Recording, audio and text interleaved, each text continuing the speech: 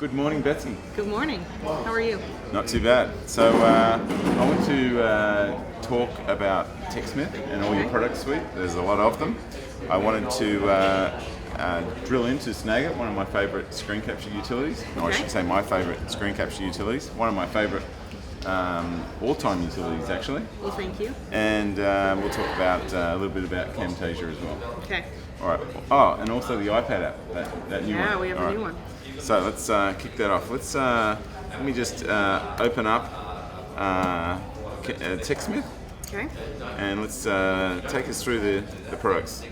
Tell me your most popular one. I think I know it.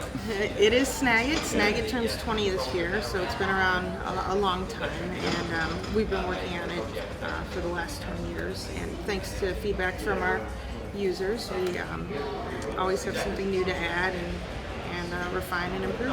Okay. So Snagit's screen capture. So if you can see it on your screen, you can capture it. And even if you can't see it on your screen, you can capture it. Because Snagit capture things like scrolling web pages and windows. And a lot of people use it maybe if you're a developer to document a bug. Like here's an error screen, or maybe they want to show a prototype of a new UI, or maybe they're working on a presentation that they need to show the client. So it's great to grab screenshots, but then you can also annotate them with arrows and torn edges, your favorite, right? My least favorite, yes. Your least favorite. Balloons. Yes. I think I asked you to take it out of the product.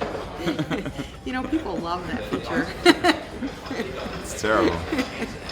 All right. So was that your first product? That was our first product. It was developed internally.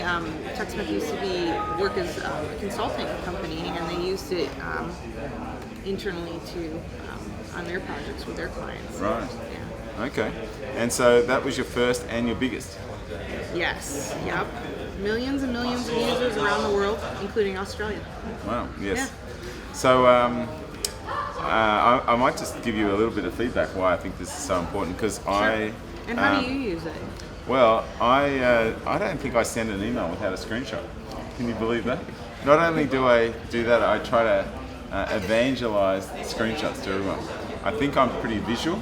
Yes. And so even when people just try to make me happy by include a screenshot, Yeah. I'm still not happy, because I want annotations. So, Exactly. and I'll just pull up this rule. I don't know if you've ever seen it, but I don't believe in just doing a screenshot. I believe in a balloon with a screenshot. So, for example, if someone says that to me and they say, look, once you finish this user story, one, set this state to close, and two, do this.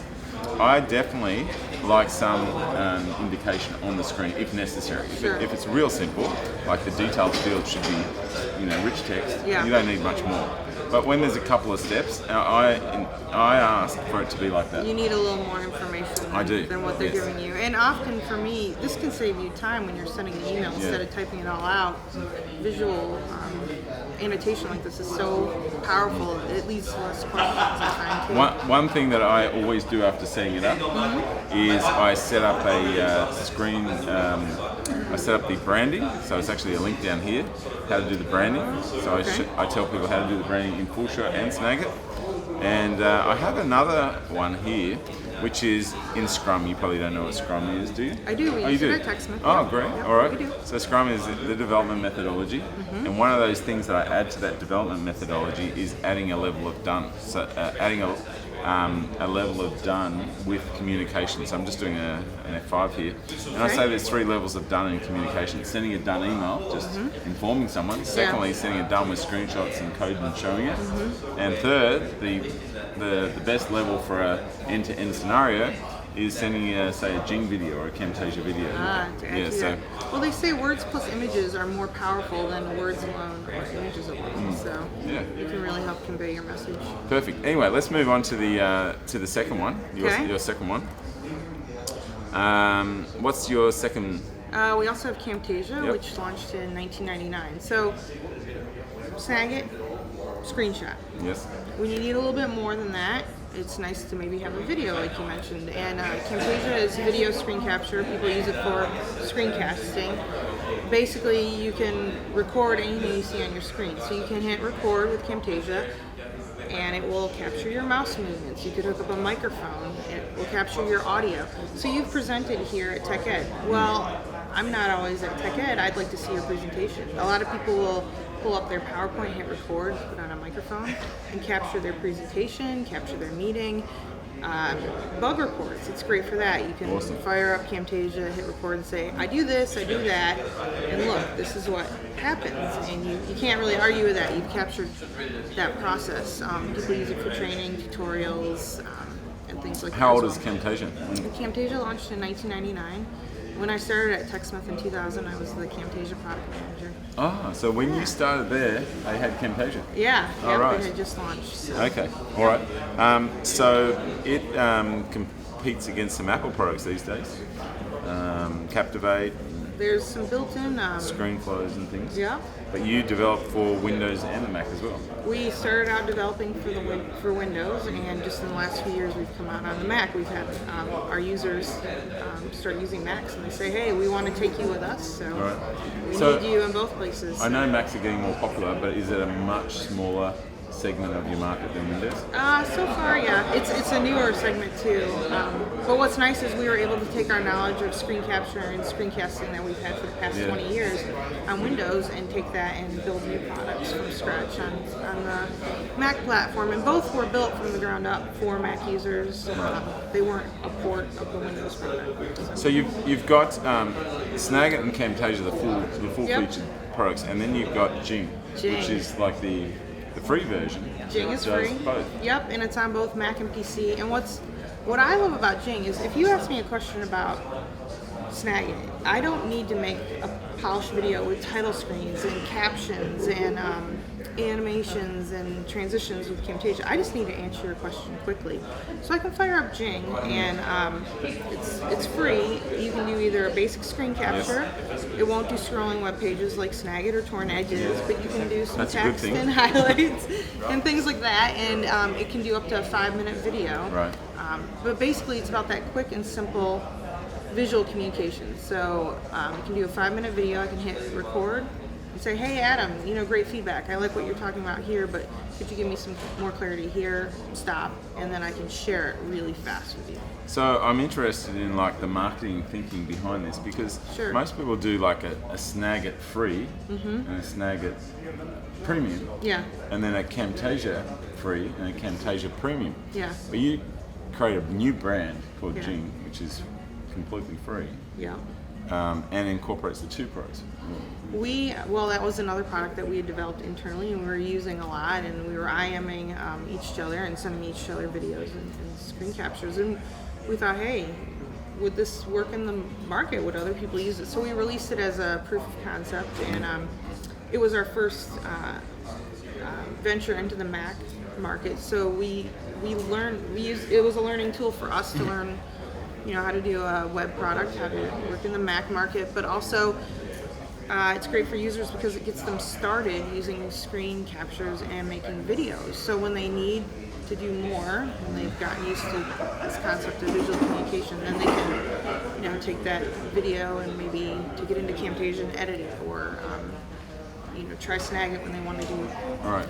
Did you ever think of charging for Jing? Or was it always... There is a pro version of Jing. Oh, so there's Jing Pro as well. There is. It's $15 a year, and you get an additional file format. You can do webcam video, but you can do a lot with the free version too. Okay. All right.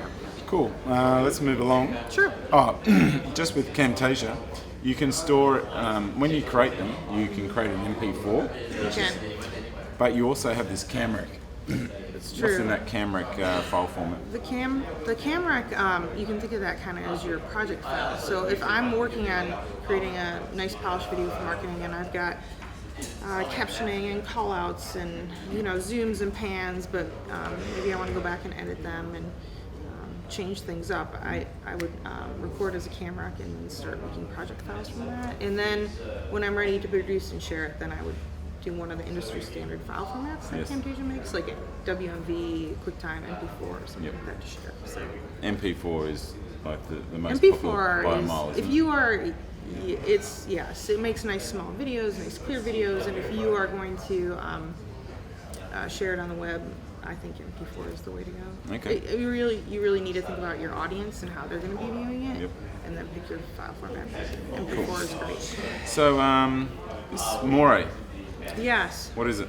More. So you are a software developer, right? And as are we. And we want to know, we want to understand our users and how they're interacting with our website and how they're interacting with our software. And we want them to have the best customer experience. So what More does is, like Camtasia, you can record the screen and you can hook up a webcam. We would bring somebody like you in and say, hey, Adam, find this feature in Snagit. And we could have our developers watching remotely. We could be logging your interactions and recording you.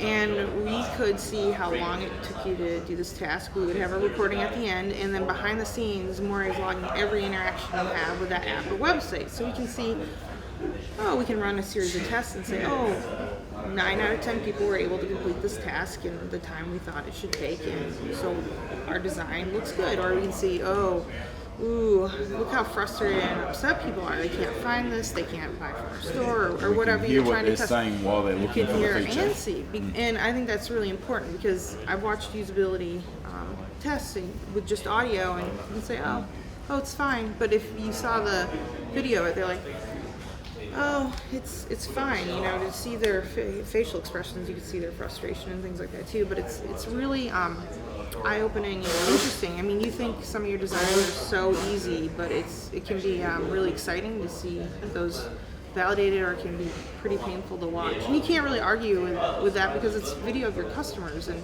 if you argue with that, you're arguing with them. So I've been involved in a lot of usability labs at Microsoft.